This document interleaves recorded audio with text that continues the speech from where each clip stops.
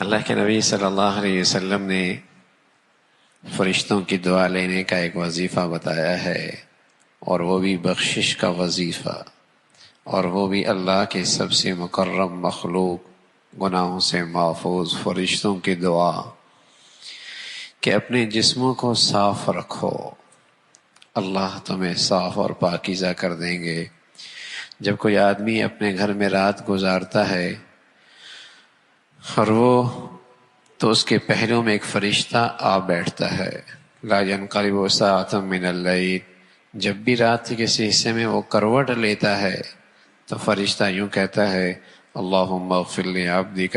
فإنہ بات طاہرا، اے اللہ اس کی بخشش فرما دے اس لیے کہ یہ رات طہارت میں گزار رہا ہے۔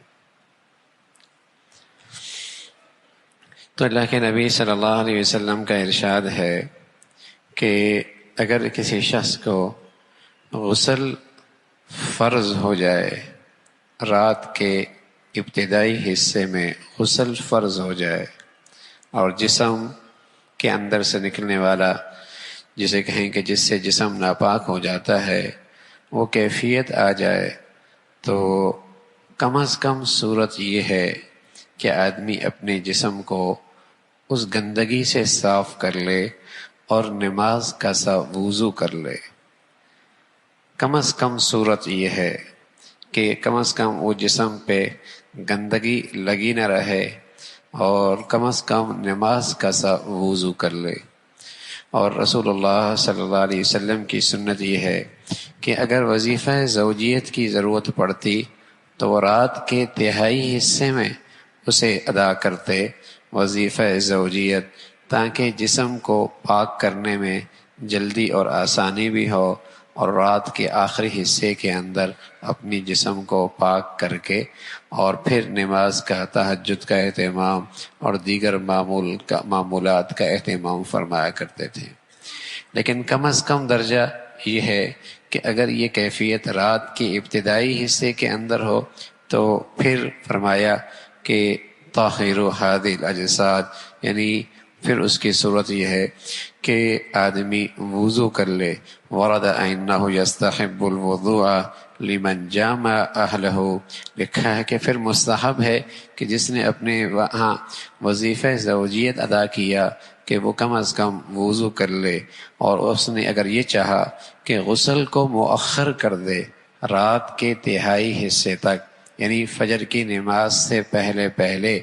اگر اس نے غسل کو مؤخر کر دیا، گناہ کی بات نہیں ہے، مؤخر کر سکتا ہے۔ لیکن اس حکم پر بھی عمل ہو جائے، طاہروا ھذی الاجساد، اپنے جسم کو پاک کر لو، کہ کم از کم جسم کی وہ گندگی ہٹا لے اور وضو کی کیفیت اختیار کر لے۔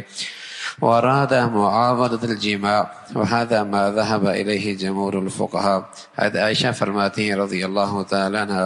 انہا قالت کان النبی صلی اللہ علیہ وسلم، رسول اللہ صلی اللہ علیہ وسلم اذا اراد ان ینام وهو جنب توضأ وضوءه للصلاة، جب آپ آرام کا ارادہ فرماتے اور آپ پر غسل فرض ہوتا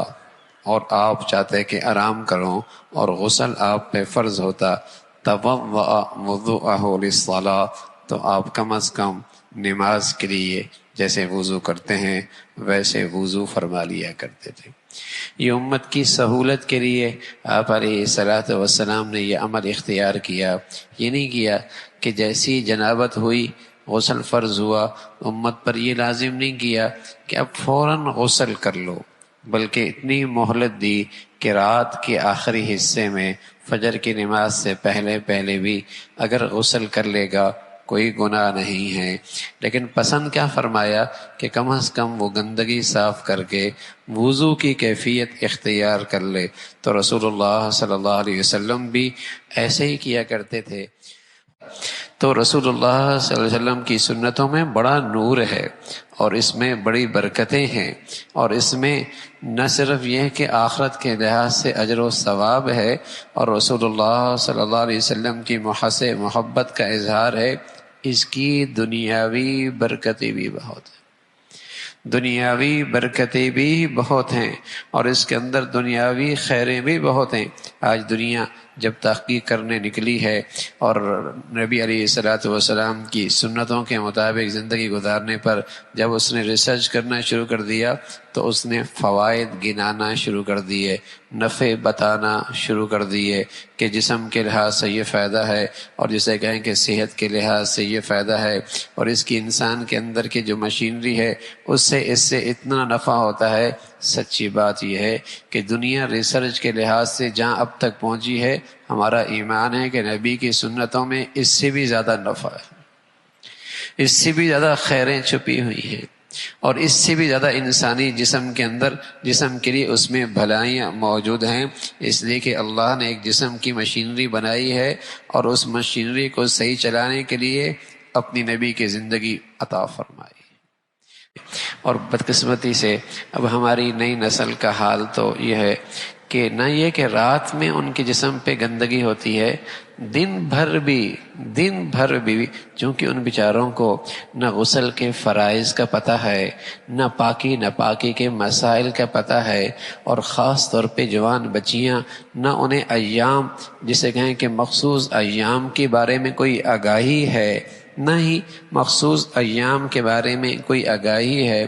اور پھر دن بھر جسم کی کمزوریوں کا حال یہ ہے کہ قطروں کا بیماری عام ہوتی چلی جا رہی ہے، غذائیں ایسی ہیں، جسمانی اعصاب کی کمزوری ایسی ہے، پھر آنکھوں کی حفاظت نہیں، دل کی حفاظت نہیں، تو یہ قطروں کی بیماری کی اتنی کثرت ہو گئی ہے کہ ہر وقت آدمی ناپاکی میں گزرتا ہے، اور ناپاکی یہ شیطان کی غذا ہے، ناپاکی یہ شیطان کی غذا ہے، اور جب شیطان اپنا ریئیکشن دکھاتا ہے پھر کہتا ہے کسی نے کوئی بندش کر دی ہے، پھر کہتے ہیں کسی نے کچھ کر دیا ہے، لگتا ہے کچھ ہمارے گھر میں ہے۔ ارے بھائی، جب گھر میں ناپاکی ہوگی اور جسم ہر وقت گندگی میں رہے گا تو شیطان کی غذا ہے،